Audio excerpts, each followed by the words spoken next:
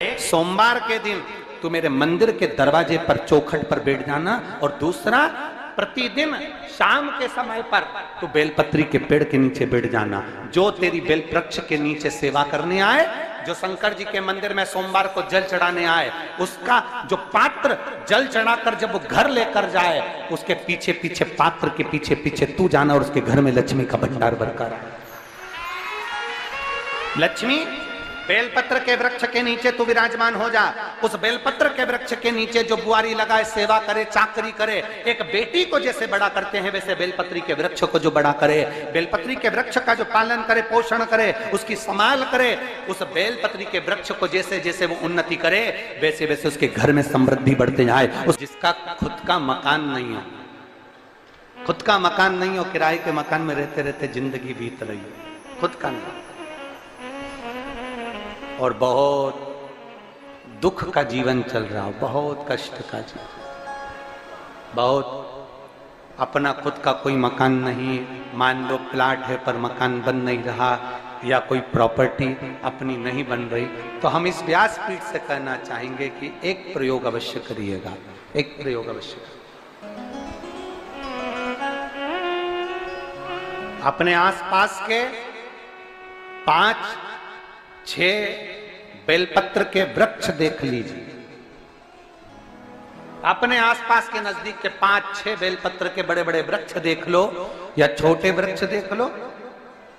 उन 5-6 वृक्ष को धीरे धीरे उनकी सेवा करना प्रारंभ करो, उन वृक्षों को बड़ा करना प्रारंभ करो, उन वृक्ष के नीचे सफाई करना प्रारंभ करो, उन वृक्ष को जल देना प्रारंभ करो, उन वृक्ष को आप खाद देना प्रारंभ करो, उन वृक्ष की सेवा संभाल करना प्रारंभ कर दो, उस वृक्ष के नीचे बुआरी काटना प्रारंभ कर दो, झाड़ू लगाना प्रारंभ कर दो, उस वृक्ष के नीचे सफाई करना प्रारंभ कर दो। उस बेलपत्री के 5-6-7 वृक्ष को आप गोद ले लो। गोद लेना मतलब मैं इसकी सेवा करूंगा, मैं इसमें जल दूंगा, मैं इसके खाद दूंगा, मैं इसकी सेवा करूंगा, कुछ मत करो, बस केवल इस शरीर से उस बेलपत्र के वृक्ष की सेवा करना रोज प्रारंभ कर दो। 6 महीना इंतजार करना और 6 महीना लगातार सेवा करना, 7वां महीना आपका और हमारा, और बताना कि भोलेनाथ ने प्रॉपर्टी दिलाई कि नहीं दिलाई और आगे बढ़ा है।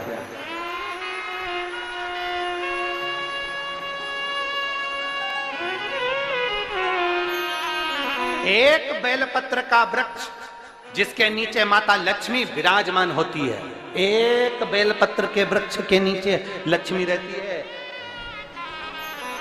दुनिया के लोग कहते हैं लक्ष्मी जी का दिन कौन सा है, बोलो जम के जल्दी से। शुक्रवार। दुनिया के लोग कहते हैं लक्ष्मी जी का दिन शुक्रवार है, पर माता लक्ष्मी से पूछा जाए कि तुम्हारी माता ख्याति देवी नारायण भगवान के साथ तुम्हारी शादी नहीं कर रही थी, शंकर को लक्ष्मी दे रही थी, तब तुमने भगवान शंकर से विनती करी, भोले बाबा मैं नारायण से प्रेम करती हूँ, भगवान नारायण से मेरा विवाह हो। तो माता ख्याति देवी से शंकर भगवान ने विनय कर कर कहा कि लक्ष्मी जी का विवाह नारायण के साथ कर दिया जाए।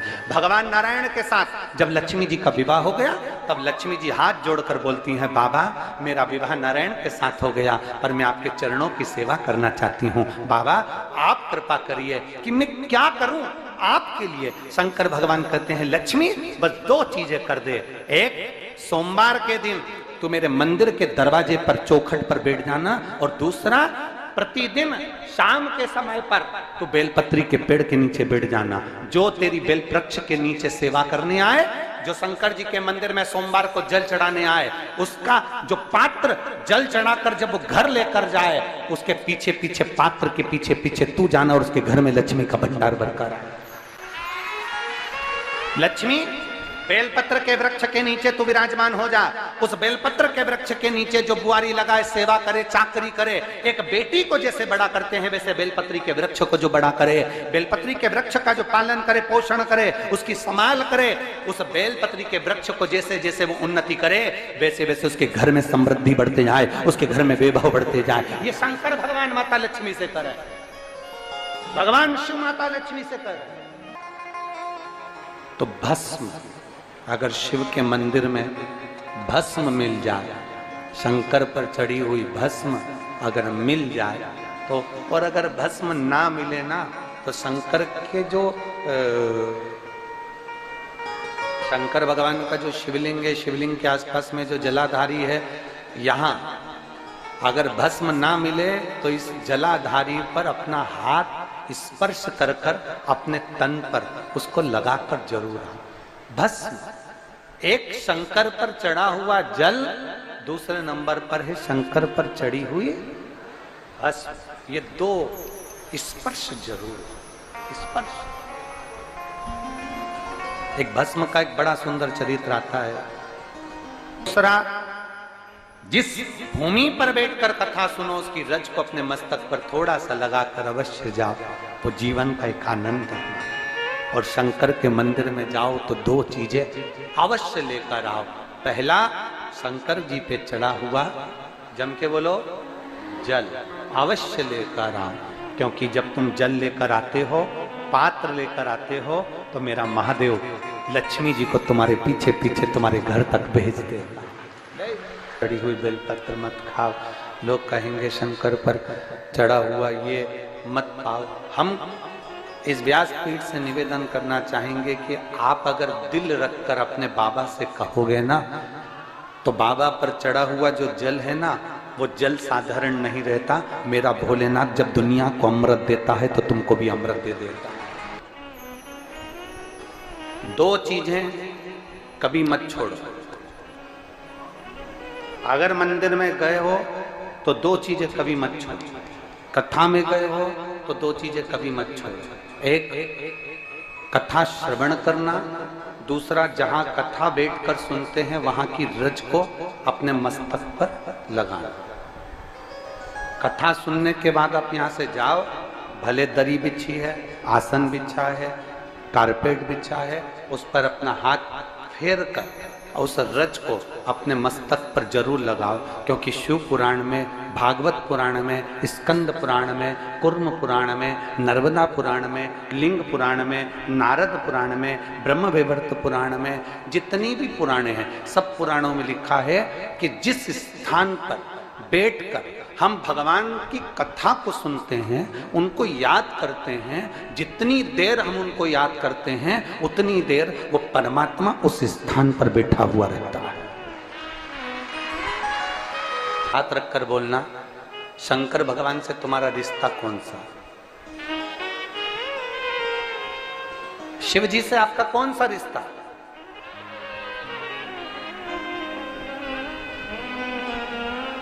शंकर भगवान को आप क्या मानते हो? हमने आपको एक संबंध बताया था कि सीहोर कुबेरेश्वर धाम आपका मायका है, तो हम आपके भाई हैं, तो शंकर भगवान आपके पिता हैं, आपके बाप हैं, आपका बाबा है, आपका दादा है।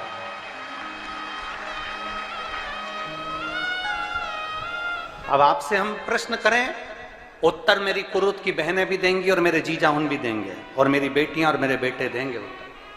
आपसे प्रश्न करें, अगर बेटी को दुख होगा तो क्या वो अपने बाप से नहीं कहेगी? बोलो तो जम के।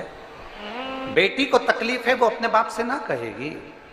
बेटे को तकलीफ है तो वो अपने पिता से, अपनी मां से नहीं कहेगा, मम्मी मुझे ये तकलीफ है, पापा मुझे ये दुख है, मां मुझे ये तकलीफ है, पिताजी मुझे ये कष्ट है।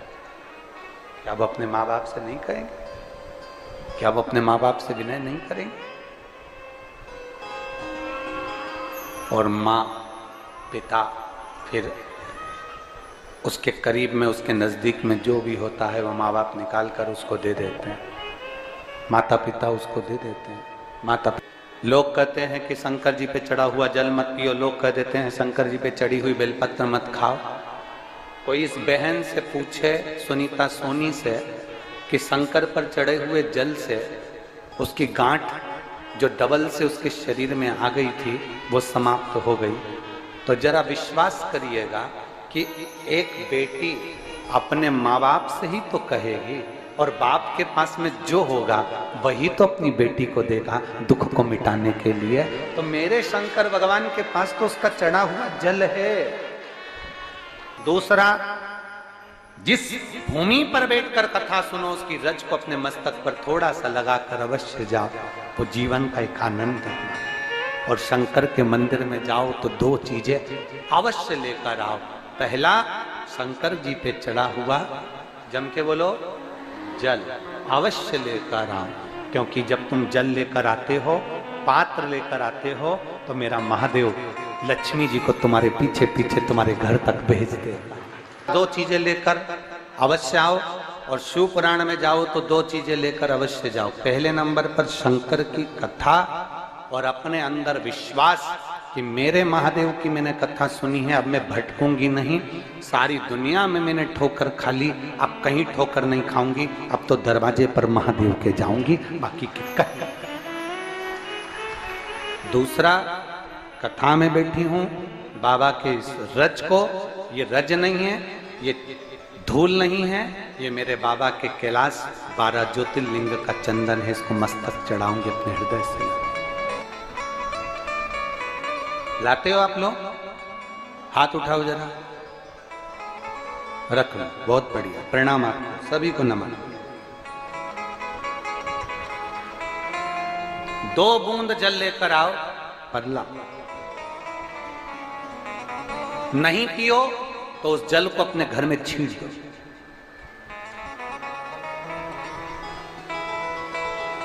नहीं पी सकते, उस जल को छींट दो।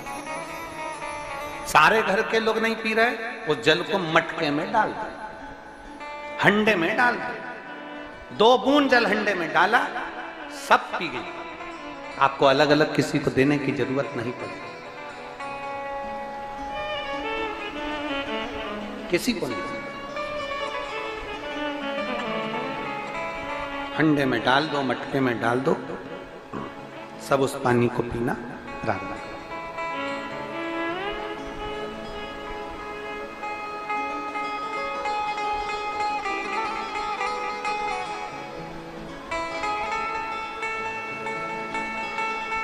उस जल के महत्व को जो बच्चों का दर्द नहीं देख सकते, जब माता पिता अपने बच्चों का दर्द नहीं देख सकते, तो देव अधिदेव महादेव तुम्हारा दर्द कैसे देखेंगे? वो भी तो काटेंगे तुमको, वो भी तो कष्ट मिटाएंगे। 2 चीजें कथा में जाकर ले। एक, जहां जगह मिल जाए वहां बैठकर कथा सुनो। धूप लगे, पंडालों की इतनी व्यवस्था नहीं हो पाती है, पंडाल लगाने वाले, टेंट लगाने वाले टेंट लगा लगा के थक जाते हैं, तो अपने साथ एक छाता लेकर चलो। 2 पानी की जम के बोलो जरा, बोतल, बिछाने की दरी अपने साथ लेकर चलो। लोगों ने उमा महेश की कथा अपने जीवन में धारण करी कि नहीं करी वो हमको नहीं स्मरण है, पर एक बात का स्मरण करिएगा, ये जो कथा चल रही है ये गौरी शंकर चल रही है। इसके बाद में जो अमलेश्वर में कथा है वो कौन सी है? समर्पण शिव महापुराण कथा। उस समर्पण शिव महापुराण की कथा जब 2 तारीख को विराम हो जाएगी, तब उसके बाद में जो कथा 6 जून को प्रारंभ होगी सोलापुर महाराष्ट्र में, उस कथा का नाम रहेगा उमा महेश शिव महापुराण की कथा। उसको जरूर सुनो। सोलापुर में जो 6 जून से कथा होगी उसका नाम उमा महेश शिव महापुराण। उसको सुनना, श्रवण करना, उसको धारण करना है। उसमें इतने प्रश्न माता उमा ने भगवान महेश से करे हैं, और महेश भगवान शंकर उसका हर प्रश्न का उत्तर दे रहा है। भगवान महेश भगवान शंकर हर प्रश्न का। बाबा बोले माता उमा ने भगवान शिव जी से, महेश भगवान से, भगवान शंकर से करेंगे, बाबा भोलेनाथ जी बताओ, संसार में जन्म लेने वाले व्यक्ति के जीवन में उसके भाग्य में अगर सुख नहीं है, उसके भाग्य में खुशियां नहीं है, उसके भाग्य में कोई अच्छा है ही नहीं, तो वो जीव क्या करेगा? वो जीव क्या करेगा?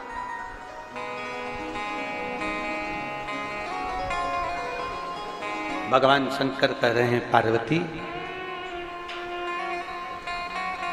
संसार में जन्म लेने वाला मनुष्य अगर उसके भाग्य में सुख नहीं, उसके भाग्य में अगर खुशियां नहीं है, उसके भाग्य में अगर सुख नहीं है, उसके भाग्य में अगर अच्छा नहीं है, पत्रिका दिखा ली सुख नहीं है, कार्य कर कर देख लिया सुख नहीं है, तकलीफ उसकी जिंदगी में चल ही चल रही है, तो भगवान शंकर कहते हैं, भगवान महेश कहते हैं, उमा, उस मनुष्य को दूसरे का अच्छा करना प्रारंभ कर देना चाहिए, तो उसकी अच्छाई अपने आप सामने आना प्रारंभ